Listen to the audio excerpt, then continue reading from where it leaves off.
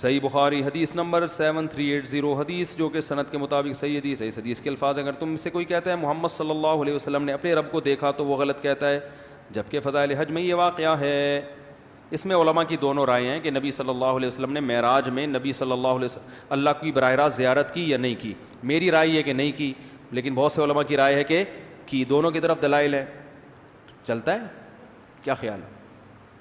چلتا ہے؟ اختلاف ہے تو چلتا ہے. باقی دلائل کیا ہیں یہ کسی اور وقت انشاءاللہ ریکارڈ کرا دیں گے، بھی وقت بہت زیادہ ہو گیا.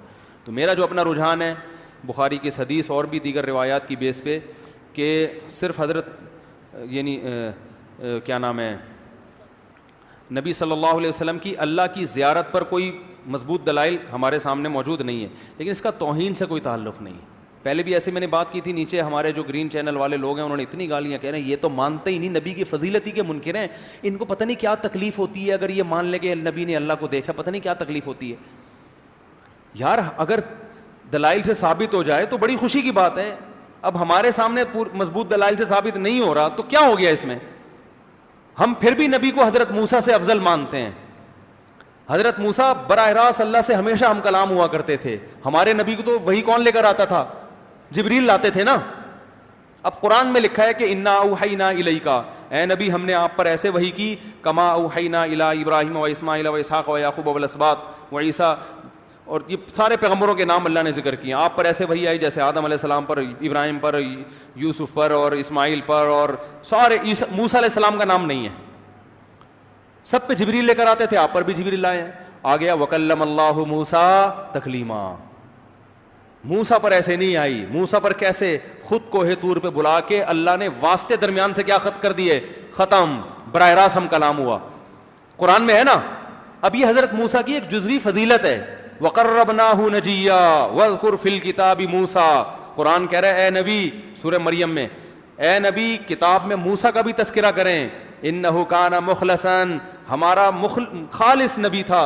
اور کیا کہتے ہیں؟ وقربناہ نجیا، ہم نے موسیٰ کو اپنے قریب کر کے سرگوشیاں کی ہیں. یہ پروٹوکول حضرت موسیٰ کے علاوہ کسی کو بولو بھائی نہیں ملا. یہ جزوی فضیلت ہے نا. جیسے حسن یوسف علیہ السلام کو اکیلے کو آدھا مل گیا، یہ پروٹوکول کس کو ملا ہے؟ ارے کیا ہو گیا یار، پروٹوکول ملا ہے، بولو مل گیا. آدھا حسن اکیلے اللہ نے کس کو دے دیا؟ یوسف علیہ السلام. اب موسیٰ علیہ السلام کہیں کہ اللہ مجھ سے، موسیٰ علیہ السلام قیامت میں یوسف علیہ السلام سے کہیں کہ دیکھو مجھے اتنا پروٹوکول ملا ہے کہ اللہ تعالیٰ کوہ طور پہ بلا کے براہ راست سرگوشیاں کرتے تھے، جیسے ایک محبوب سے باتیں کرتا ہے. براہ راست جبریل کے واسطے کو ہٹا دیا. یوسف علیہ السلام کہیں گے آدھا حسن اللہ نے اکیلے مجھ کو دیا ہے، آپ کو بولو بھائی نہیں دیا. تو ہر پیغمبر کی ایک الگ فضیلت، لیکن موسیٰ علیہ السلام کی یوسف علیہ السلام پر فضیلت ثابت ہے، کیونکہ حسن دے دینا یہ کم درجے کی فضیلت ہے، ہم کلام ہونا بولو بھائی. اس لیے امت کا تقریباً اجماع ہے کہ سب سے پہلا مقام محمد صلی اللہ علیہ وسلم کا، پھر ابراہیم علیہ السلام کا، اور پھر موسیٰ علیہ السلام کا، کیونکہ بار بار ہم کلام ہونا براہ راست یہ بڑی بات ہے، بڑی فضیلت. لیکن ہمارے نبی کو یہ والی فضیلت نہیں ملی، اس کے بجائے دوسری مل گئی. اب کوئی مجھ سے کہے کہ بتاؤ موسیٰ علیہ السلام اللہ سے ہم کلام ہوتے تھے، کیا محمد صلی اللہ علیہ وسلم بھی ہمیشہ ہوتے تھے؟ ایک مولانا صاحب کہیں ہاں ہوتے تھے، میں کہوں نہیں ہوتے تھے.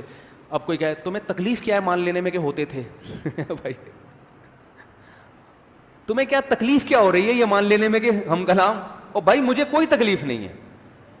میں تو دیکھ رہا ہوں کہ یار قرآن میں اللہ کہہ رہا ہے کہ ہم نے اے نبی آپ پر ایسے وحی کی جیسے آدم علیہ السلام پر، ابراہیم علیہ السلام پر. تو میں کہوں گا بھائی اگر میں مان لوں کہ نبی بھی اللہ براہ راست ہمارے نبی سے ہم کلام ہوتے تھے، تو پھر آدم علیہ السلام کو بھی کلیم اللہ ماننا پڑے گا، عیسیٰ علیہ السلام کو بھی کلیم اللہ ماننا پڑے گا، پھر سارے پیغمبروں کو ماننا پڑے گا. اعتراض پھر جبریل علیہ السلام کو ہوگا کہ مجھے تو تم لوگوں نے بالکل مارکیٹ سے شارٹ کر دیا ہے، میری تو کوئی ویلیو رہی نہیں ہے. کیا خیال ہے؟ تو ان کی بھی تو کوئی فضیلت ہے نا. جن کو قرآن بڑی تعریفیں کرتا ہے جبریل علیہ السلام سے، نزل بہ الروح الامین، ایک مقدس روح یہ قرآن لے کے نازل ہوئی ہے. جبریل کی تو بہت تعریفیں کی ہے قرآن نے کہ ہمارے مقرب فرشتے ہیں، خیانت نہیں کرتے، ذی قوت طاقتور ہیں، عند ذی العرش مکین، ہمارے پاس ان کا مضبوط ٹھکانہ ہے، ہمارے خاص فرشتوں میں سے ہیں، خاص بندوں میں سے ہیں. تو اللہ جبریل کو بھی تو کچھ فضیلت دینا چاہتے تھے نا. تو اللہ نے کہا اے جبریل آپ آدم کے پاس بھی جاؤ, عیسیٰ کے پاس بھی جاؤ, محمد صلی اللہ علیہ وسلم کے پاس بھی آپ جاؤ. تو اگر ہم سب کو کہتے ہیں سارے کلیم اللہ تھے, تو سب سے بڑا اعتراض کس کو ہوگا بھائی؟ جبریل علیہ السلام کو ہوگا کہ تم نے دوسروں کے فضائل میں میری ویلیو کیا کر دی ہے, ختم کر دی. تو میرا ہی رجحان ہے کہ بھائی کوئی مضبوط دلائل نہیں ہے اس پر, لیکن دوسری طرف بھی علماء کی ایک بڑی جماعت ہے جو ہمارے اساتذہ بھی ہیں, ہمارے مشائخ ہیں جن سے میں نے علم حاصل کیا ہے, تو میں ان کو گمراہ کہہ سکتا ہوں؟ خدا نخواستہ. بھائی ہم نے ان سے پڑھا ہے, ان کی رائے یہ ہے کہ براہ راست اللہ تعالیٰ نے معراج کی رات میں نبی صلی اللہ علیہ وسلم کو دیکھا ہے. تو اخپل دلائل ہے ہر ایک کے. اصل میں ہمارا مسئلہ یہ نہیں ہے کہ آپ کی رائے کیا اس کی رائے کیا ہے, یہ اتنا مسئلہ نہیں ہے. لوگ کہتے ہیں سب ایک رائے پہ جمع ہو جائیں, نہیں ہوں گے جمع. جب تک قیامت نہیں آ جاتی سب کی مختلف آراء رہیں گی. مسئلہ یہ نہیں ہے کہ سب کو ایک رائے پہ جمع کیا جائے, مسئلہ یہ ہے کہ رائے کا اختلاف برداشت کرنے کا حوصلہ پیدا کر لو. یہ بڑا فالٹ, جو جس کی جو رائے مارکیٹ میں چلی گئی دوسرا توپوں سے اس کو بم سے اڑانے کی کوشش کرتا ہے. ٹھیک ہے نا, یہ بولا کیوں, یہ گستاخ ہے, یہ یوں ہے, یہ فلانا ہے, ڈمکانا ہے. وہ بھائی اس کی رائے وہ رائے, باقی اس سے ہوگا کیا؟ کچھ بھی نہیں ہوگا. شادیاں پھر بھی 4 کرنی ہیں, بچے پھر بھی دبا کے. یہ تو بیسک مسائل ہیں, اس پہ تو سب متفق ہیں نا. اسلام کے بیسک تو آج کل کیا خیال ہے, آپ کیوں پریشان ہو رہے ہیں یار؟ تو بیسک مسائل, 4 شادیاں پہلے بھی جائز تھیں, آج بھی کیا ہیں؟ جائز ہیں. اس میں کسی کا اختلاف نہیں. نسل بڑھانی چاہیے, یہ پہلے بھی اتفاق تھا, آج بھی امت کا علماء صلحاء کا اتفاق ہے. بچے دبا کے پیدا, تربیت بھی کرو, چھوڑو نہیں پیدا کر کے برساتی مینڈکوں کی طرح.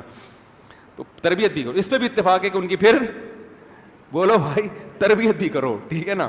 اور اتفاقی مسائل, اس کے علاوہ بھی سب مسائل بہت سارے ہیں. تو وہ جو بیسک جو ہماری جب پریکٹیکل لائف میں جب ہم آتے ہیں تو پھر تھوڑی کوئی مسئلہ ہوتا ہے. تو اس لیے اختلاف رائے کی حوصلہ پیدا کریں, یار اس کی یہ رائے ہے تو اس کی یہ رائے. ایسے ایسے لوگ میں نے دیکھے ہیں, ایک صاحب 4 سال سے میرا بیان سن رہے تھے.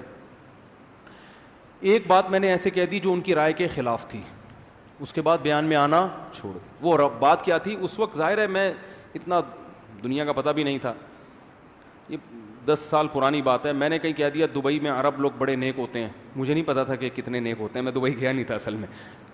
اب یہ ایک جنرل نالج کی بات تھی, واقعہ الگ تھا, بالکل ایک الگ بیان چل رہا تھا. اس میں کہیں میرے منہ سے یہ جملہ نکل گیا.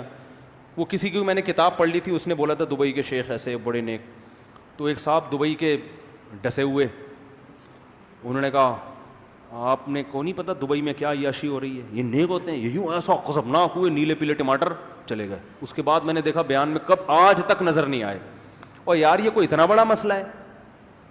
زیادہ زیادہ بولتے مولوی صاحب کو پتہ نہیں کس نے الو بنا دیا.